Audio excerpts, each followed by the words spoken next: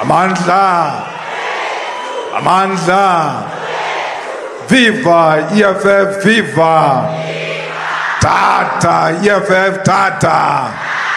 Watinta abafazi. Watinta abafazi. Amandla. Amandla. Long live the undying spirit of Winnie Mandela. Long live. Long live the undying spirit of Winnie Mandela. Long live. Amandla.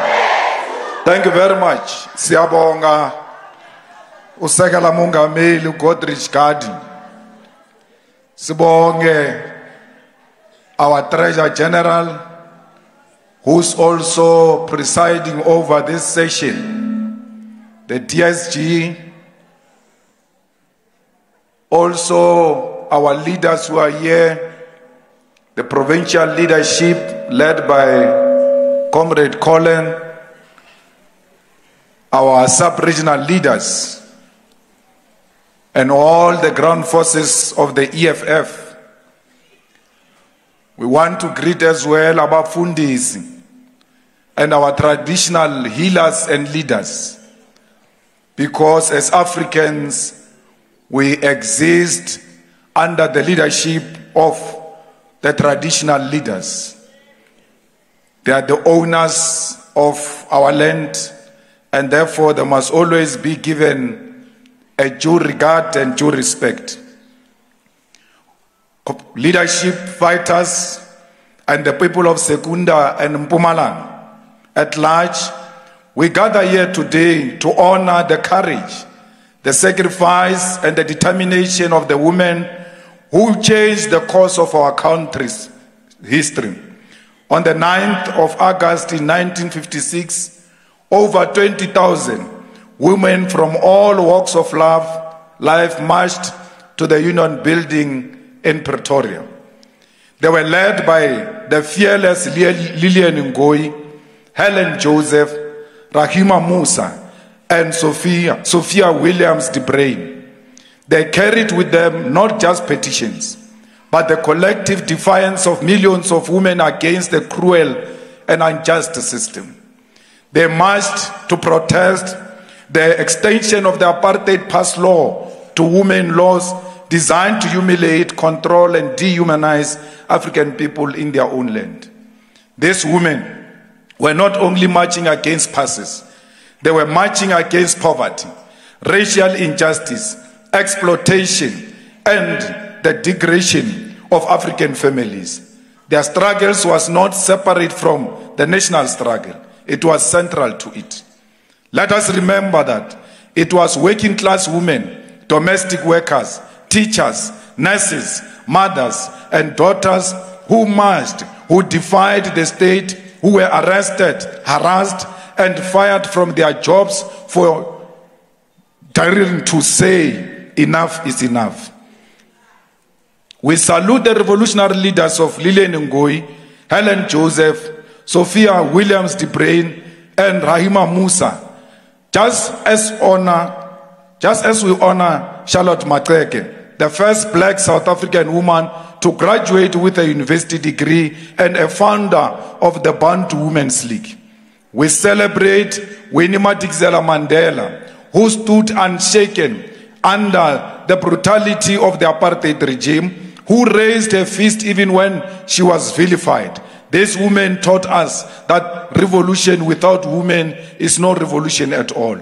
Fighters, it is also very symbolic that today on this important occasion, we gather here in Sekunda, Mpumalanga at the Lillian Ngoyi Center, a center named after one of the most fearless and visionary women leaders our country has ever known. Lillian Ngoyi was a tireless fighter for the rights of women and workers. She stood before a crowd of thousands on this day in 1956 and asked, must we now carry passes like slaves? Must we be treated like criminals in our own land? That was not just a question. It was a declaration of war against injustice. It is therefore a great honor that we commemorate Women's Day in a space that bears her name and spirit. Secunda, the very town we stand in today, has its own important place in the political and economic history of South Africa, like the Deputy President said. Established in the 1970s as a central site for the operations of Sasol, the apartheid regime state-owned energy giant, Secunda was a symbol of the regime's economic power and its ruthless exploitation of black labor. The coal mines, petrochemical plants, and factories of this area were built on the backs of black workers who were denied proper housing, education, healthcare, and dignity. Secunda was not only a site of economic production, it was a site of oppression. Like so many industrial zones under apartheid, it created zones of suffering for black people, especially black women who were forced into informal settlements, into insecure jobs, into raising families under conditions of structural poverty. Yet, the rest of South Africa, 30 years into democracy, Mpumalanga continues to face deep challenges for women. This is a province rich in minerals and energy, yet the women who live here still struggle to find safe, decent housing, clean water, access to health care, and jobs that pay a living wage. People in Secunda suffer from health issues caused by the mines and extractive industries because mining and industry here is not done responsibly, and there's been no care at all to take care of the communities in this area. Children are born sick due to pollution, and parents are sick either from the mines and industry of the polluted air and water due to corporate neglect. When these companies get these concessions to mine and withdraw from our land, they are expected to ensure corporate social responsibility, to still care for the land, extract responsibly, and build our communities. However, they refuse to do so, and our government does not even care to hold them responsible because they do not mind getting money in bribes or simply not caring about the people of this land.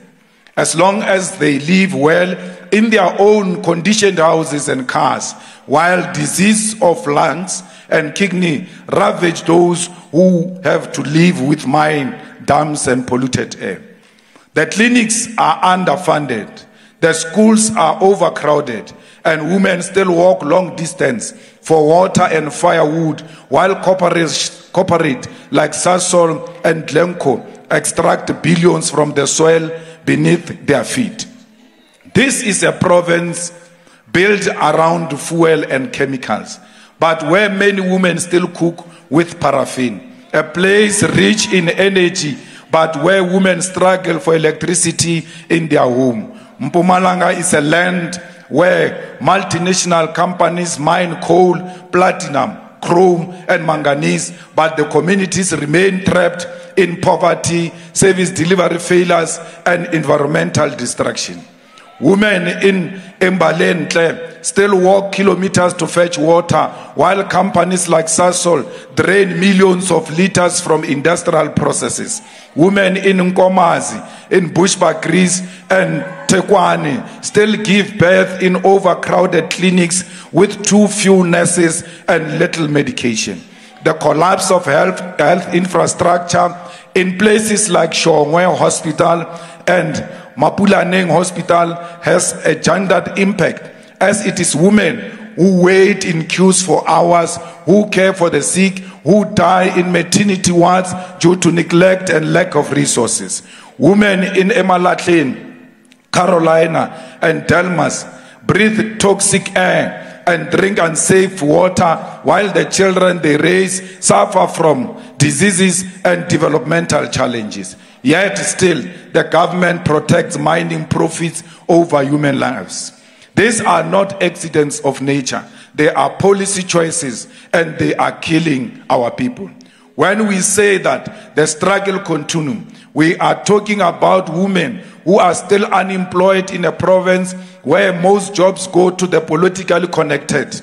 women who have post-matric qualification but remain at home, women whose businesses are overlooked in government procurement because they do not sleep with politicians. We are talking about farm workers who are underpaid, overworked, and sexually harassed with no protection from labor inspectors or unions.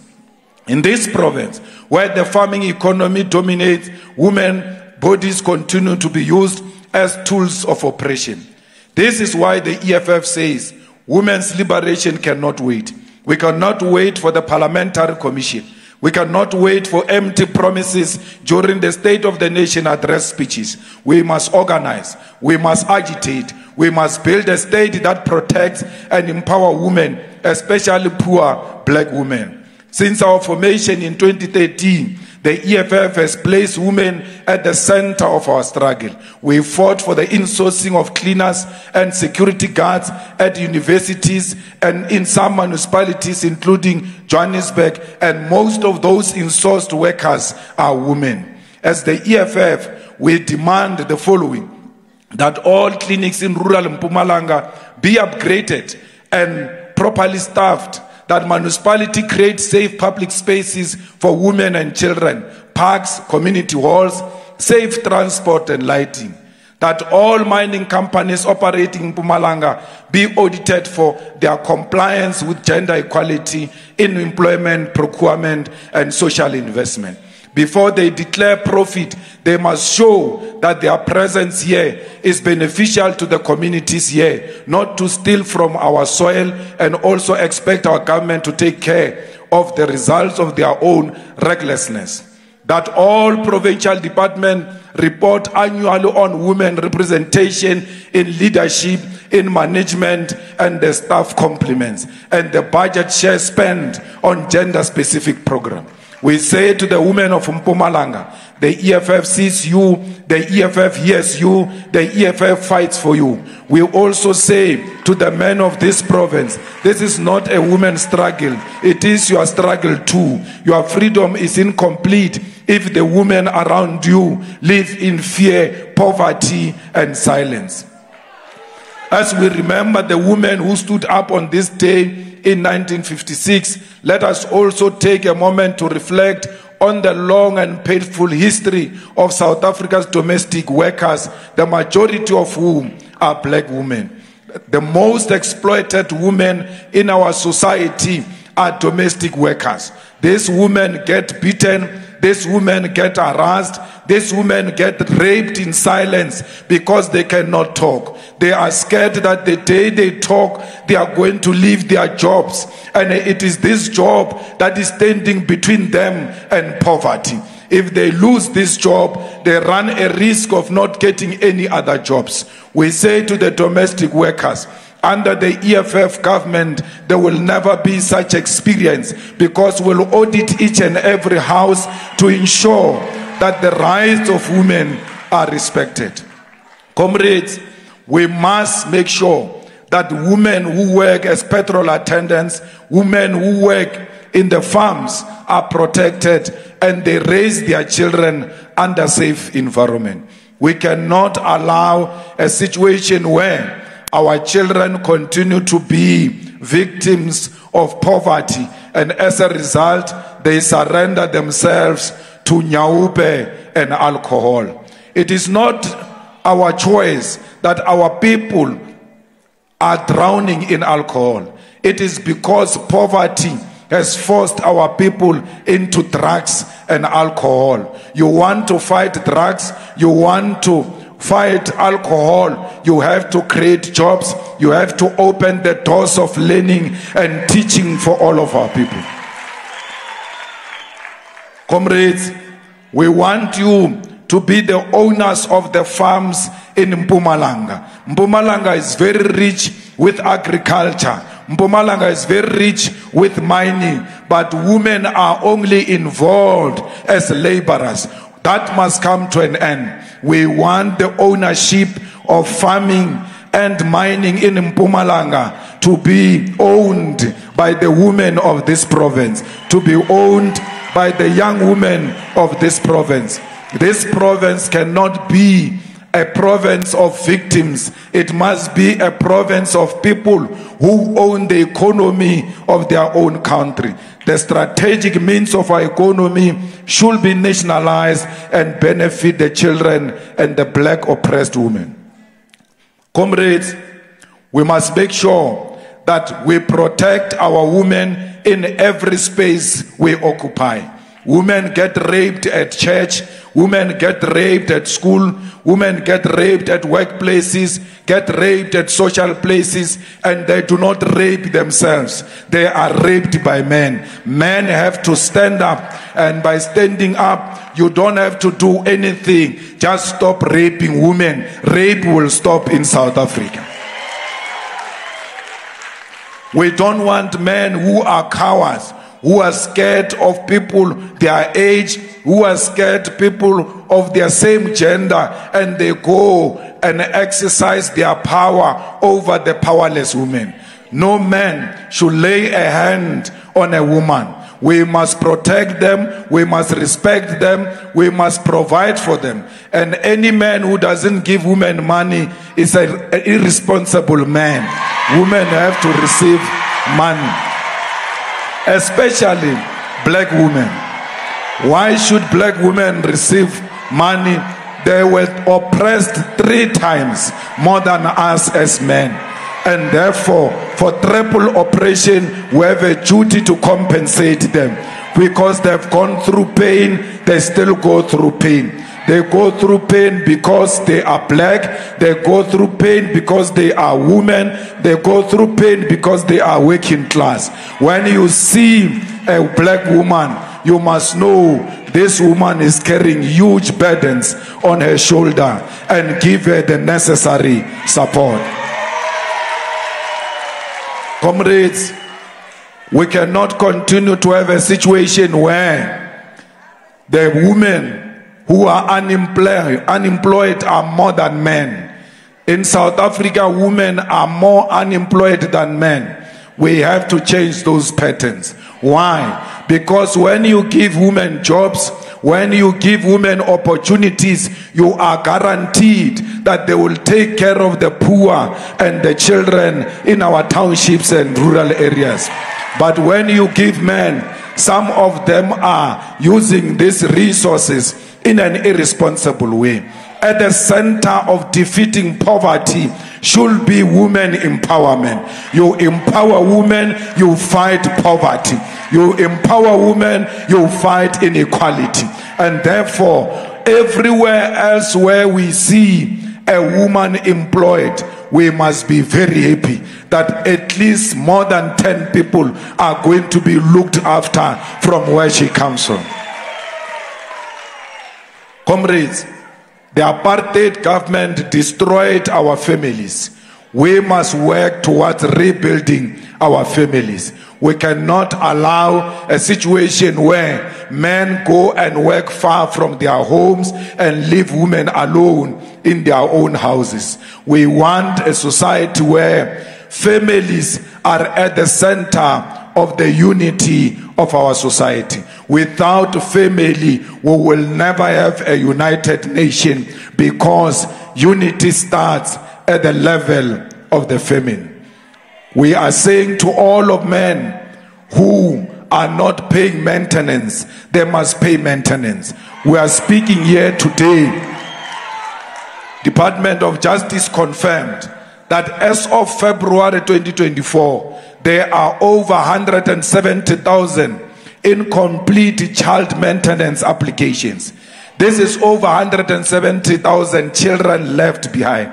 This is over 170,000 women fighting for support to care for their children. This is a crisis, and this government does nothing about it. The EFF government is going to make sure that all men who have children and have neglected them, they are going to pay for the maintenance. And if they do not pay for the maintenance, we are going to blacklist them so that they are not economically active anywhere, so that they can look after their families.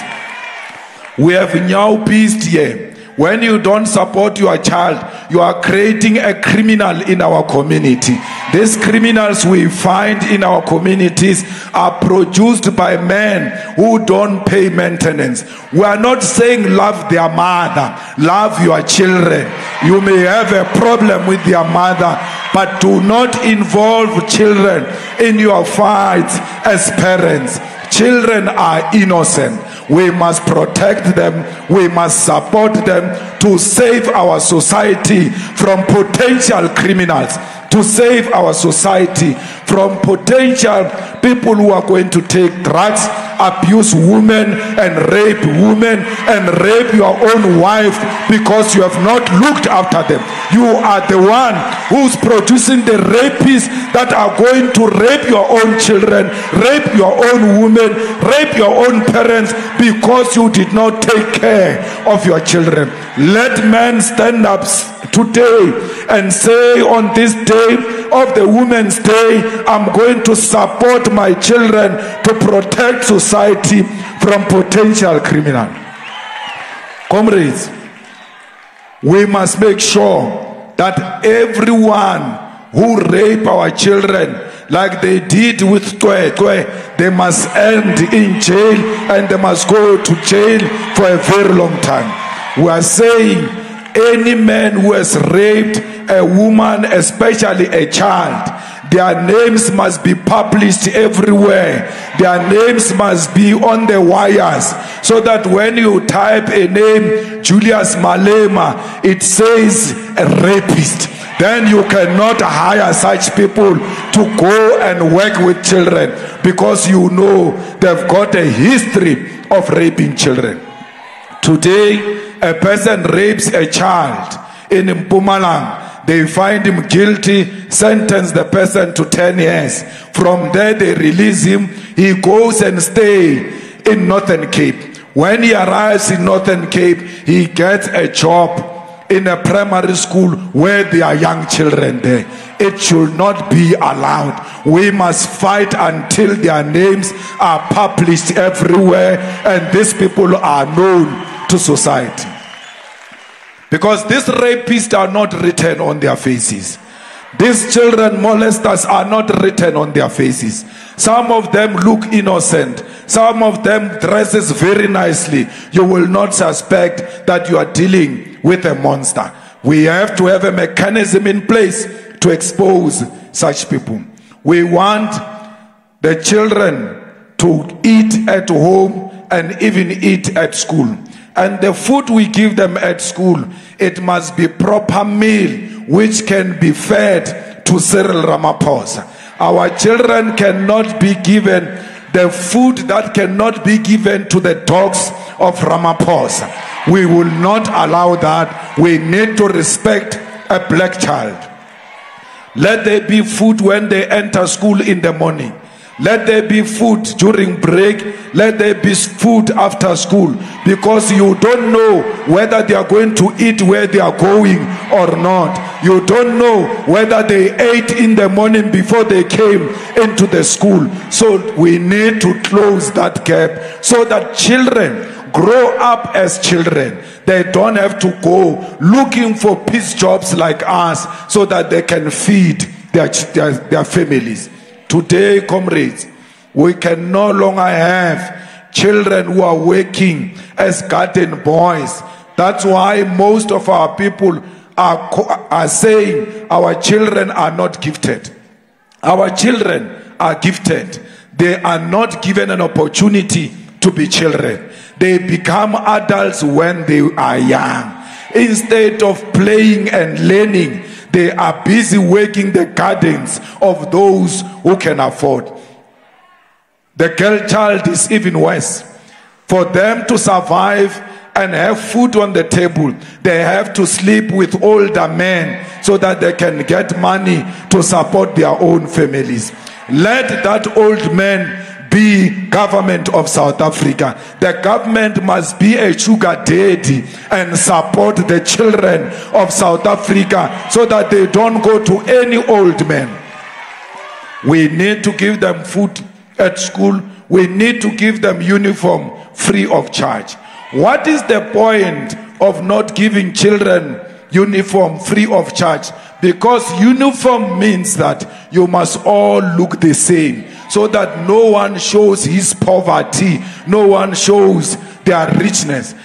Those who are poor, they cannot afford to buy uniform. What is even worse, there is VAT on the uniform, taxing the poor of the poorest. Let's give our children free uniform, so that when they arrive at school, they are nothing else but children who are there to learn, and they cannot be mocked and be made a joke by others because they do not have shoes. No child should go to school without shoes. We must make sure as EFF Ground Forces that we look after our children and we support the needy until we take over this government and provide for the poor of the poor.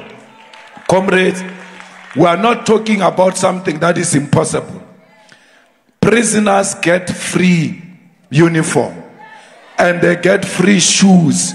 There is no prisoner that walks around prison without shoes. How can they fail to give our children shoes? Should our children become prisoners before they get shoes? We cannot allow that in society. What is even worse, they give police uniform and the boots, yet those police are getting a salary. They give nurses uniform. They provide uniform for people who earn a salary. But the poor of the poorest must buy a uniform. That is a walking contradiction which must be stopped by the EFF. Fighters, we need to stand up and protect Lieutenant General Nhlanhla Mkhwanazi, who exposed corruption in South Africa. These people of drugs and the drugs cartels who have captured politicians, they have not just captured politicians, they make sure that when you report GBV cases, those cases disappear because they've got connection. We want to root out every corrupt policeman in the system of the police. No GBV case must disappear. It must stay there until its conclusion. No child abuse case must disappear. We don't want corrupt police, because with corrupt police and justice system, you must know that the state will no longer be there. And when the state is eroded, when the power of the state is eroded, all of us, including the politicians who are helping criminals to erase the state, our children, our mothers, ourselves, we are going to be raped, and there will not be any police station to go to because the state has been eroded. The power of the state can never be undermined by criminals. We must stand with Mkhwanazi and get rid of these people. We are in the committee in Parliament to investigate these matters that Mkhwanazi has spoken about. You must be rest assured. Julius Malema, we are going to make sure that committee work day and night to make sure that our streets are safe and the integrity of SAPS and prosecuting authority and justice is restored. We want to have confidence in our judges. We want to have confidence in our prosecutors. We want to have confidence in our police. We cannot have confidence in them if we find some rotten potatoes. We need to get rid of the rotten potatoes. Comrades, we are an organization of the people of South Africa, especially the poor of the poorest.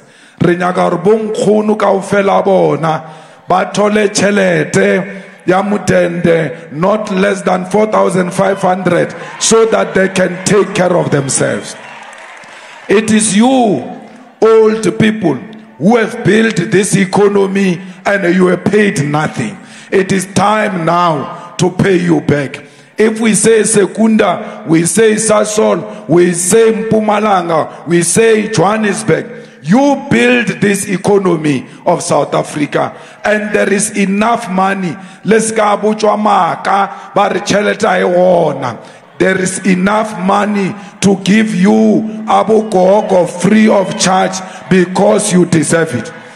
This money that must come to you is actually being stolen by politicians. You think there is no money. Ramaphosa unotswa saying oh, it's a dialogue. Dialogue means he's going to create a meeting where people are going to talk. And that meeting will need 700 million just to talk. We can take that money, give it to social development, to give it to the gogos and the children, and have the dignity of African women restored.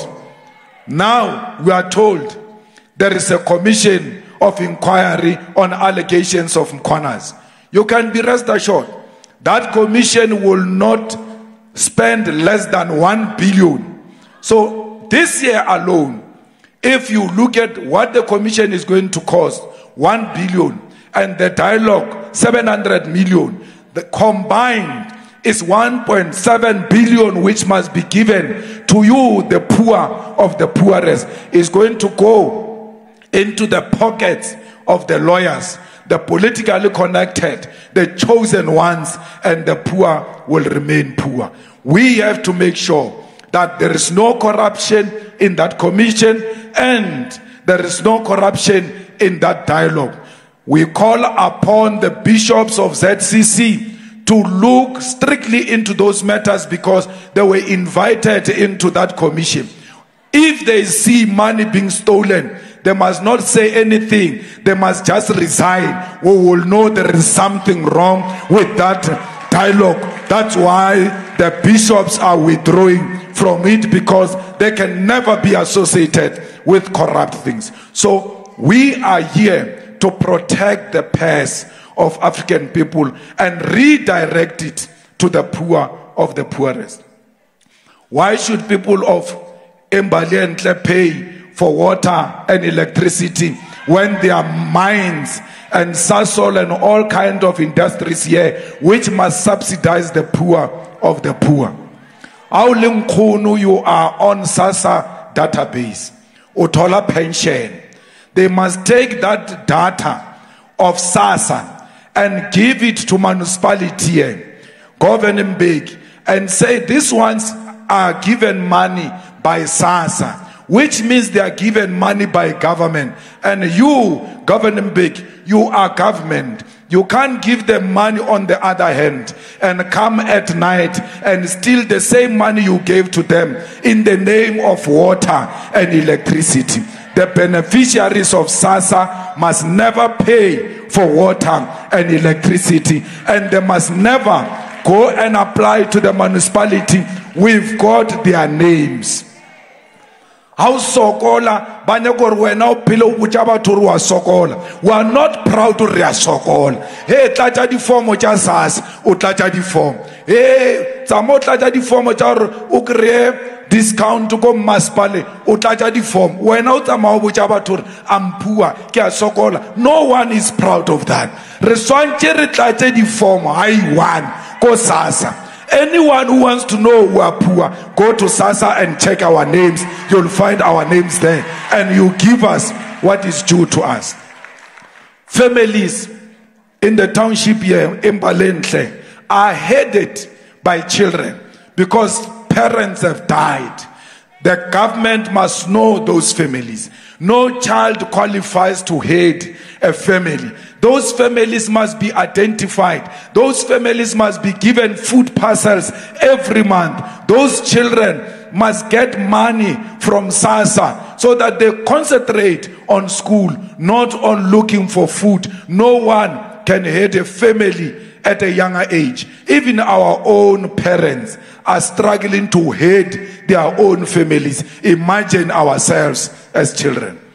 So we must make sure that we create a caring government which is going to make sure that there is no child-headed family without a proper care from the government. Every ward has got a councillor. Every ward has got a leader. Ward committees. Why can't these ward committees Identify those families that are children-headed families and make sure that they are given the necessary things. Fighters, women are killed in Gaza. Children are killed in Gaza. As you sit here today commemorating 9 August, a day of women, remember the children and women of Gaza in Palestine who are bombarded by Israel, killing innocent children, committing genocide in front of the world. We must say enough is enough, because it was the people of Gaza who stood with the women of South Africa during apartheid and said, we are not free until the women of South Africa are free. We must return the favor today and say, we will never celebrate this Women's Day. We will commemorate it, but we dedicate this day to the women and children of Palestine. We say to Israel, stop killing innocent people in Palestine. We say to America, stop enjoying the blood of innocent people. Let there be peace in the whole world. We say to Morocco, return the land of the children of Western Sahara. We want peace in Western Sahara. We want the rights of women and children in Western Sahara protected by international law. The people of Sudan are requesting peace, and they are being killed every day, and no one is speaking about them.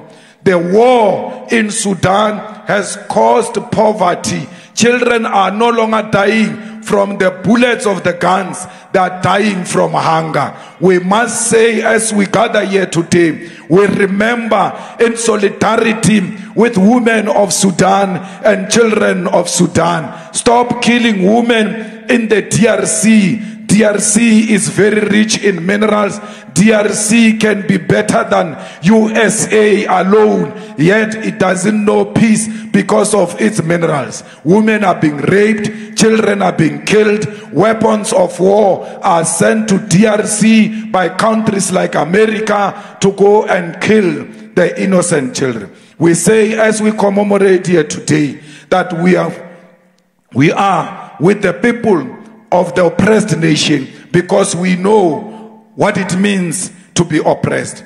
We know that as children of Winnie Mandela, what she went through, and we don't want to see any other woman going through what Winnie Mandela went through, where Winnie Mandela, a woman, was harassed by white males who were cowards, beat her up, send her to police station, force her into police vans, set dogs on her.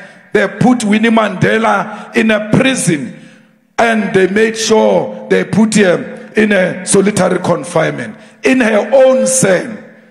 Remember, one day she was telling me a story that, Julius, there was a point where I thought I was going to go mad because I was in a cell alone, and I started talking to the ants in the cells because I just wanted to pass time. They wanted to break a black woman. They wanted to break the fighting spirit of a black woman, because they knew that if Winnie Mandela's spirit is broken, no any other woman will dare stand against the apartheid regime. In that pain, in that suffering, Winnie Mandela said, I will never abandon the struggle of our people. South Africa will have a black president, and that president will be Nelson Mandela, whether you like it or not. Mandela was in prison. It was Winnie Mandela, the woman, who raised Mandela's name. It was Winnie Mandela, the woman, who made the international community to stand up and say, release Nelson Mandela. Our struggle was banned in South Africa. The ANC was not allowed to raise its own flag in South Africa. It was only Winnie Mandela who could take a flag during apartheid of the ANC and raise it very high in defiance of the apartheid government. It is this kind of women that they want you to forget about them. That's why we named our office after Winnie Madikizela Mandela, because we want that name to stay there, because they are offended by that name. Why? Men don't want women who stand up to them. So we are making Winnie to stand up to them. Even in her death, we are making Winnie to speak from her grave and say, stop the killing of our people, stop the corruption that you are doing, stop the GNU with the DA and the Freedom Front that killed our people, that jailed Winnie Mandela. She must be turning in a grave that her own comrades have turned their back on their own people. We are saying, if you feel discouraged as a mother, if you feel discouraged as a woman, just look for the EFF office and look up there. You will find a name, Winnie Madikizela Mandela, a woman who never gives up, because she understood. And that's what you African women are known for. You are not cowards. You have raised families alone. You were in the forefront of our struggle. You took us to school alone without any means of income. It is you, our mothers, who wake up in the morning and go and sell on the streets so that you can fight and defeat poverty in your families. It is you, the mothers, who stand up every day in the protection of abusive fathers against those who protect these fathers who abuse our children, who abuse our sisters. Women of South Africa, you are brave because it is in you that you are never going to surrender the land of your ancestors for whatever reason. It is you who were carrying people out of this country, sending them to exile without police detecting. And if you listen to the story of each and every person who has gone to exile, they were all sneaked out by women of South Africa. Before you sneaked them out, you took risk of having them sleep in your houses in preparation of the exit the following day. Here in Mpumalanga, it's even worse, because those who went to exile, they came through Mpumalanga, into Swaziland, into Mozambique, and many others. It is this province which made sure that it opens gates for our people to be trained and come back to fight for our freedom as South Africa. How can we forget the women of Mpumalanga? That's why we are here today, to honor you and to celebrate you, that your bravery has delivered political freedom. And we require from you that through your determination, deliver economic freedom. You have done it before. You delivered political freedom. You can deliver economic freedom because you are brave. We call on you, the women of Mpumalanga, to stand up again like you did during difficult times and say, our children are not going to sleep with counselors even when they qualify in order to get jobs. We are not going to wait for long years on the queue without getting RDP houses. We want clinics in each and every ward, because we want these clinics to operate 24 hours. When you talk healthcare, you talk women. We are saying to the South African government, you must legalize prostitution. No one is going to be raped by police in the name of being a prostitute. And when she goes to open a case, they can't open a case because they say she's a prostitute. Prostitution is the oldest profession in the whole world. Whether you are right or right, respect those people. They too must have protection and have the workers' right. Fighters, we are going to election next year. This Kharsibande, this governing Beki belongs to the EFF. We must stop pretending to the ANC. We must get rid of the ANC completely in Mpumalanga. The ANC here won with some 51% in 2024. We should have killed them immediately. Even when they won with 51%, They still don't respect the people of Mpumalanga. In Gauteng, they won with 36%. They still don't respect the people of Gauteng. So this thing of whispering to the ANC that no, if you don't deliver, we'll remove you. They are not hearing you. They are not listening to you. They are continuing business as usual. That's why a minister of police can have a relationship with criminals. But if they were scared, they would have stopped those activities immediately after we put the ANC at 40%.